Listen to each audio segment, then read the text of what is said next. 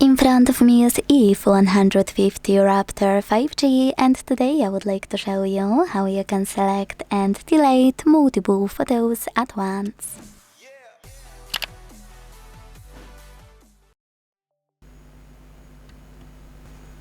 Begin by launching Photos app and deciding if you want to delete your photos from Photos or Collections sections.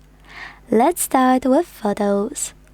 Hold one you want to get rid of and use those icons at the top right corners to select multiple right away. You can see Count at the top left corner. Quick tip, never pick more than 100 because 100 is a limit that Photos will allow you to delete your pictures at once. Just something to remember. Now tap on all of your pictures you wanna keep, and to get rid of the rest, use Bin button at the bottom and confirm your choice in the pop-ups. If you want to delete your photos from collections, click on any folder from which you want to delete them, then pick them the same way.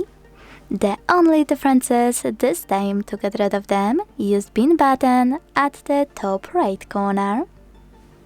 And then confirm your choice in the same pop-up.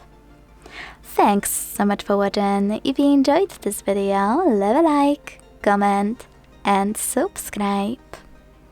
Bye!